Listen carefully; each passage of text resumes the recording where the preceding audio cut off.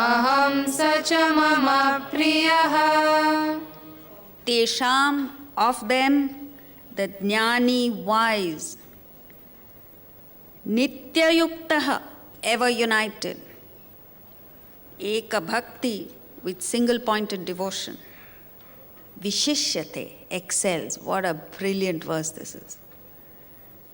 Indeed, I am supremely dear to the jnani and he is dear to me. Is without holding back anything, Krishna says, I love this jnani, the individual, dearly. And so does he love me. So this is a mutual admiration society here. For which, to gain Krishna's love, what must you do? Nitya yuktaha, this intellectual focus, undistracted focus on your goal. First you have to set a goal, and then there must be this complete dedication, focus on the goal. Anything that interferes with the goal, you should have the courage to say no to it. Like Dhruva, this little child who was told by his mother that God is within, and he sat there in meditation. And the Lord was so happy with this little kid's meditation that apparently he appeared before him and said, Dhruva, open your eyes, I'm here. You know what Dhruva said? My mother told me that God is within. If you are God, you come inside, we'll meet. What focus? Where is that focus, and where are we? At the drop of a hat, we let go of our goal. First of all, we don't have a goal. And those of us who have a goal is very dhila pursuit of it. How can you achieve anything? If you're a cricketer, that cricket must consume you every moment of your life, every second of your life. You must eat cricket, breathe cricket, live cricket. If you're a lawyer, every moment of your life, it must be just law. We're not talking about workaholics, please. We're just talking about focus. That's not enough. Nitya yukta is only half the story. Then eka bhakti, emotional discipline. You should feel for the goal. You should love what you're doing. You should be devoted to it. Like Hanuman. Hanuman is revered to this day as the greatest devotee ever. Why is he revered? Because he had this eka bhakti. This is just Ram and nothing else. And so when he helped Rama and his armies overcome Ravana, when you win a victory, what do? Celebrate. So during the celebration, they gave him a garland made of not flowers, all precious stones. He took out the garland, put it to his ear. The garland did not say Ram, he threw it. He had no value for it. This is what they mean by eka bhakti, with no compromises on your goal.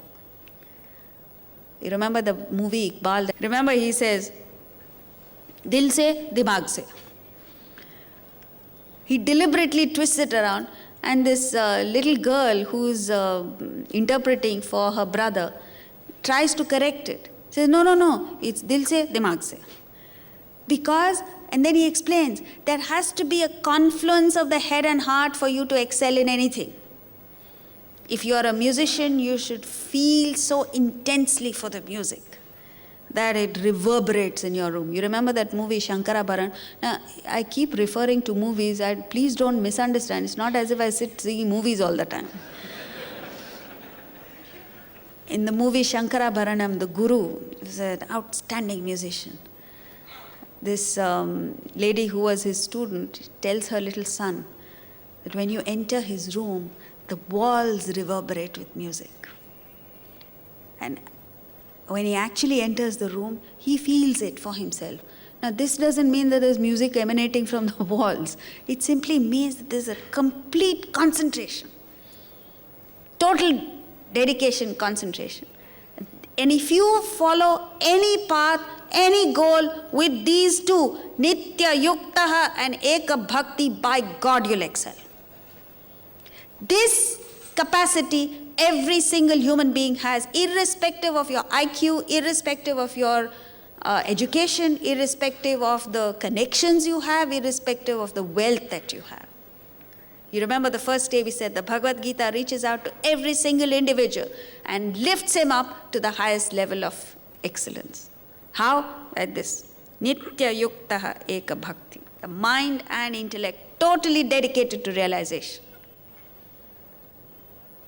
Of them, the jnani, wise. So a wise person is not one with high IQ. A wise person is not one who is a PhD. A wise person is not one who's got all the knowledge in the world. A wise person is one who does not fall for temptation, who does not compromise with his goal until he reaches it. Among the jnanis, so that's what he's saying there. These are the 4 categories. But among the jnanis, he excels who is single-pointedly seeking union with complete devotion. So a jnani is one who is disinterested in material objects, dispassionate to emotional thrills, and objective to intellectual delights because he's focused on the goal of self-realization. Friends, if you and I develop this quality, these 2 qualities, intellectual focus and devotion, on the goal that you set for yourself, it is impossible that you will not achieve it. So, first of all, we need to move from what? Dushkritina, evildoers, to Sukritina, the noble.